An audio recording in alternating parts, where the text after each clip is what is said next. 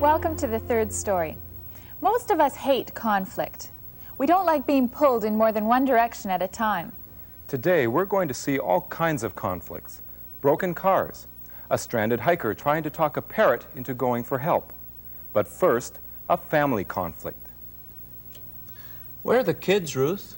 Around, each doing their own thing. Which one of them butters their bread before they put it in the toaster? I don't know. Is that what's wrong with it? It's one of the things, but it's also just getting plain old. But we can't afford a new one right now. I'd much rather spend that money on lessons for the kids. Ruth, you sure we aren't lessoning them to death? We never see them anymore. Every night one of them has a practice or a lesson or an overnight. So you think it's getting to be too much? You see them during the day, Ruth. I don't. You're right. We should do something as a family. Quiet evening at home? How about this Sunday? With or without the phone? You arrange it with the kids. It's going to be the last Sunday I'm going to be home in a month. Hello? Oh, Janice. Basically nothing. You were supposed to be cleaning your room. One telephone ring accomplishes what 10 calls from us can't do. Really? You mean there's an all-day pool party on Sunday for the whole entire class? That's neat. Sure I can. Just a minute, Sigrid. You haven't asked yet. We have plans for Sunday. Janice, hold on. What do you mean we have plans? We've planned a family night for Sunday. That's boring, Mother. Really boring. We could make popcorn and play that new card game. All my friends are going to be at this party. Please, Mom, this is the first pool party our class is having. Please. We won't discuss it while you're on the phone, Sigrid. It's just Jan, Mom. I'll clean the basement like you asked. You will anyway, Sigrid. We'll discuss it after you've hung up, Sigrid. Talk to you later, Jan. Bye. What's the matter, Sigrid? Don't you want to spend time with your dad? Sure, any day but Sunday. Hope you have plans for Sunday, Kelly. I sure do. Good, because you're gonna have to break them. What? My friends and I are going to a concert on Sunday. Your dad and I were planning a family night. But Suffer.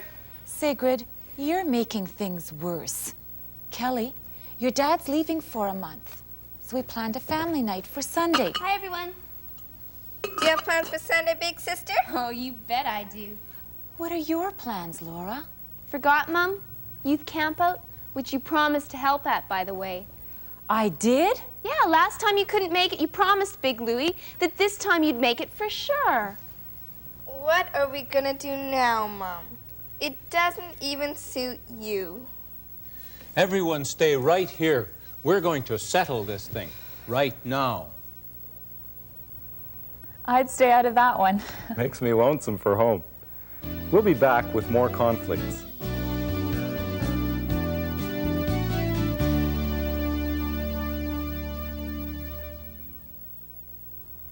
The pain that comes from conflict can bring good with it. Often it helps us find solutions. For example, it's easier to overcome the fear of a dentist's office when you have a toothache to motivate you. Once upon a time, there was a beautiful tooth named Flossie. She was a good tooth that always took her job of chewing and biting seriously.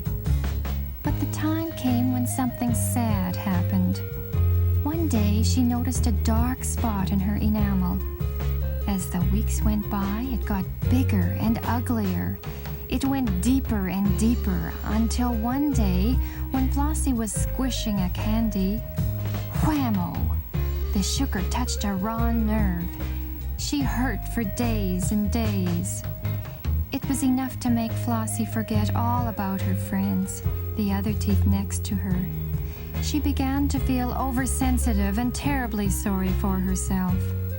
She quit chewing whenever she could. It was a very lonely feeling, and it made her really crabby. It got so that whenever someone offered to help her, she brushed them off and hid under her enamel. But there was a good side to Flossie's problem. It gave her time to think. She began to ask some pretty hard questions. Why had she ever grown up in the first place? Why did she have to have that weak spot in her enamel? Why had she chewed all that candy when she was younger? And why hadn't she cleaned up after like she was supposed to? But it was too late now. The damage was done. If only she could be fixed up again. One day, a wise old molar heard her sobbing. "Hey, little tooth," he said, "I've noticed your cavity. You must be hurting a lot. Why don't you go to a dentist? He'll fix you up." At first, Flossie resented the idea. She was afraid of what he'd do to her. But the pain was becoming so great that finally she broke down and went to see a dentist. "Uh-oh," he said softly as he looked at her from all directions with his little mirror. Then he reached for a needle. It hurt just a bit. Then he pulled down a drill and began to poke away at Flossie. She was horrified. As if the cavity wasn't big enough already, he was making it even bigger. He stopped for a while and Flossie sighed with relief. Then he drilled some more. She wasn't sure whether the shaking was from the drill or from her fright. The whirring came to a stop.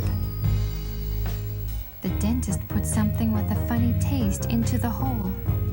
He packed in something that felt like a hard piece of bubble gum and pushed it into the farthest corners. Flossie thought her sides would split from the pressure. She was starting to feel better, though. And then it struck her. She was going to be a complete tooth again. The hurt was going away.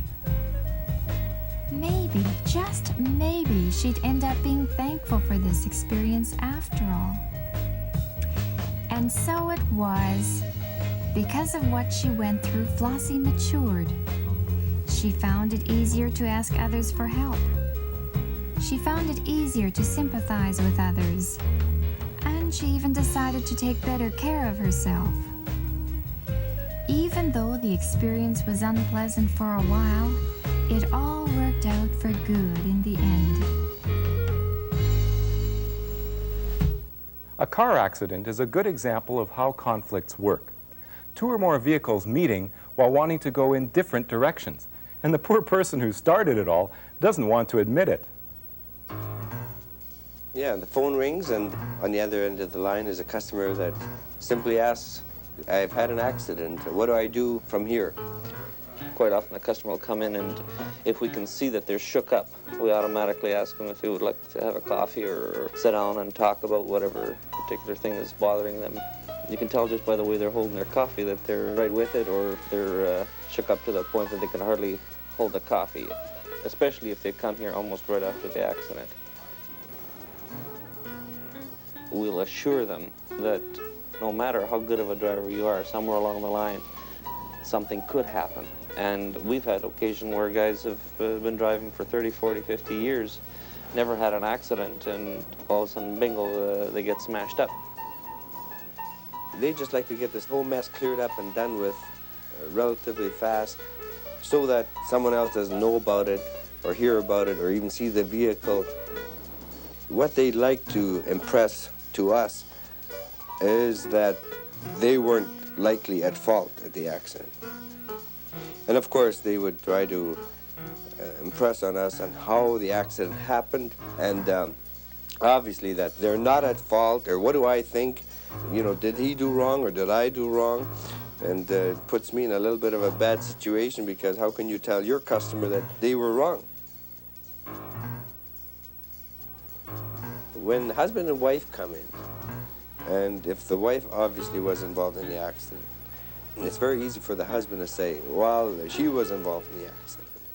Whereas if the wife would come by herself and bring the car in, she would have the feeling, well, it's not my fault, it's my husband's fault, he did it. Which is, we found very ironic at times, how people would like to just pass the buck on to somebody else as long as they weren't around to defend themselves. The biggest conflict I guess we have is when the customer is very much sure that being hit on the right side of the car put the door out of place on the left side of the car. We like to treat our customers from an honest point of view, which is Christ-like. I wouldn't want to live with the thought of doing something wrong intentionally and doing a repair and knowing I charged somebody more than what I should have to do the repair and have to live with it. Some people take advantage of that. They come in and say, oh, you're a Christian outfit. Like, how can you not trust me for this or do that? And you mean you're going to charge me for that? You know, you have certain individuals that will come in and be very thankful for every little thing that is done. There are other customers that come in and almost give you the feeling that no matter what you do, you're obligated to do it, and they'll sign the papers and walk out, and that's it. Some people walk in here and they'll give you the impression that nothing can get in between them and their cars. Like they are just so wound up with their cars, and they're cleaning them every day, they're vacuuming them every second day, and washing the wheel wells. And an indication usually is that the customer comes in and points out even the minutest things. Usually then that tells you that these people are really attached to their cars. There are other people that come in that really are not concerned too much about being so attached to them. We had a customer come in and he said to us, listen, that door you fix is all right, but the fender in front of the door was scratched up, and it wasn't like that when I brought it in. I went out and looked at it, and I didn't see the car coming in, but I went and I talked to the painter, and he says, well, when that car came in, that scratch was there. So in other words, he was in effect accusing us of doing that scratch in here. I talked to two more people, and they noticed that scratch before the car came in. So I said to the gentleman, sir, I'm really sorry. I cannot say that this is included in the estimate. He was very serious about the whole thing. So we talked back and forth, and 2-3 minutes later, he says, what the heck? He says, I'm not going to take this thing to heaven with me anyway. And I just burst out laughing. I mean, it was just so funny. See you after this break.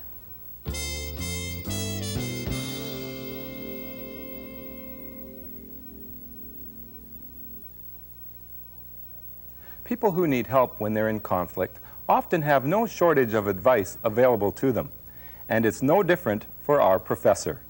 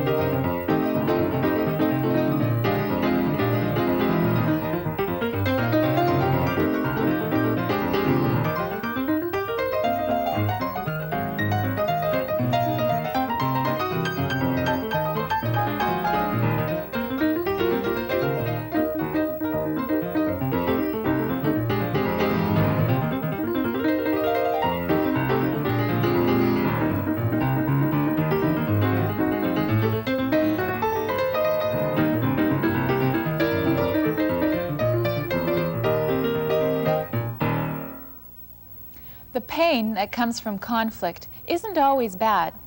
Someone has said that pain is God's megaphone. God uses some very interesting ways to speak to people, as in the story of Noah from the Bible. Many, many years ago, soon after God made people on the earth, there was trouble. People did whatever they felt like doing. They couldn't care less what God wanted them to do. The crime rate skyrocketed, and God soon saw that the world he had made was rotten to the core. But there was one exception: Noah and his family. Noah always tried to do the things God wanted him to do, the things that were right and good. One day God said to him, "This is it. I've had enough. The earth is full of crime. I'm going to put a stop to it. I'm going to destroy mankind with a flood. Everyone is going to have to die. But I promise to keep you safe, Noah, you and your family. You're going to have to build yourself a big boat, big enough to hold your family and a pair of every animal, male and female.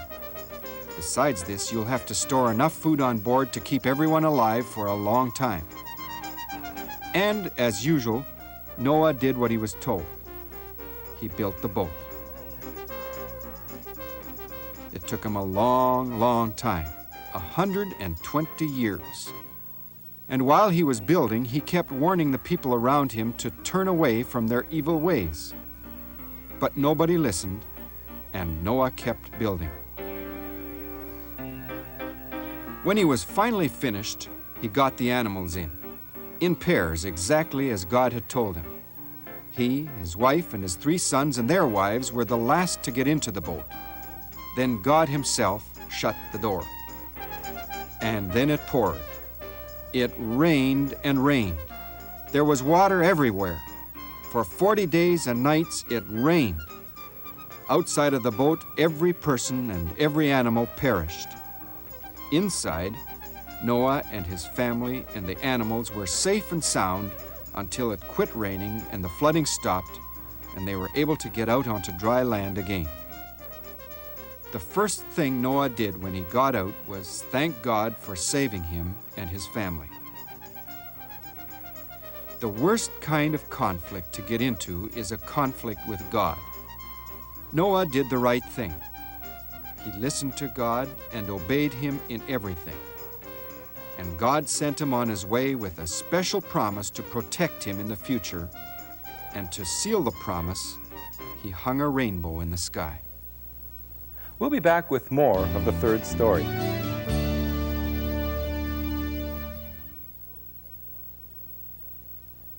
The stories about conflict on this program show us that we can make the most out of the problems we face. We'd like to hear from you about the things you experience. What conflicts have you seen? How have they been resolved? When you write, we'll send you this colorful third story survival kit. It has some things to help you in your conflicts. And it's free. You can have it by writing to The Third Story, Box 2, Station F, Winnipeg, Manitoba. That's The Third Story, Box 2, Station F, Winnipeg, Manitoba. We'll be waiting to hear from you. And now, one final story.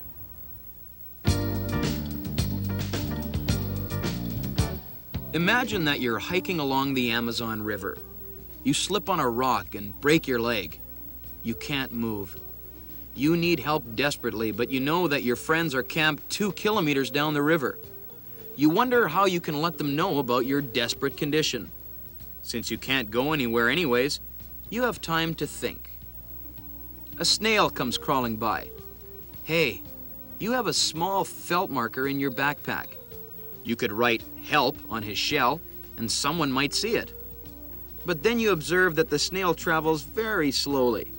As a matter of fact, it takes 20 hours and 40 minutes to travel 1 kilometer. That means it would take 41 hours and 20 minutes for the snail to reach your friends. That's nearly 2 days, if it goes in the right direction. Then you have another idea. You hear a mole digging beside you. What if you were to tie a message to his tail? Maybe he'd tunnel his way to your friends. The question is, would he get there sooner than the snail? Well, If he kept digging steadily, it would take him 156 hours and 40 minutes to go the 2 Ks for help. That's 6.5 days, considerably slower than the snail. How about the giant turtle ambling by? If you scratched a message for help on his shell, how long would it take for him to get help? Well, a turtle covers 2 kilometers in about 7 hours and 20 minutes. Not even all that bad when compared to a snail or a mole. Then there's the river below you. It's running in the direction of your base camp. How about throwing a pop bottle with a message in it, hoping your friends will see it? How long would that take? Well, the river flows at a speed of about 1 kilometer in 19 minutes. 2 kilometers would take about 38 minutes. That's not bad. Then a parrot in a tree nearby gives you another idea. Maybe it's a smart bird and you can teach it to say, "Help," and it'll fly to your friends. How long will it take to get there? If it flies at the speed of a passenger pigeon, that'll be something like 97 kilometers per hour, and it should get there in about 1.25 minutes. Add to that the time it takes to teach it to speak. Of all the options so far, it looks as if the last one is the best, providing the parrot will cooperate. But then there's another way to call for help. You may not have thought of it. It's even faster. It goes as fast as your mind can think. It's called prayer. Sending your message to God instead of your friends. He's closer, and the advantage of asking Him for help is that He can hear you instantly, no matter where you call from. As a matter of fact, the Bible says that sometimes He answers before we call. Now that's about the fastest way to get a message through when you're in trouble. Of course, God has His ways of answering, which may be different than we expect, but He does hear us when we call to Him. Thanks for watching. See you next week.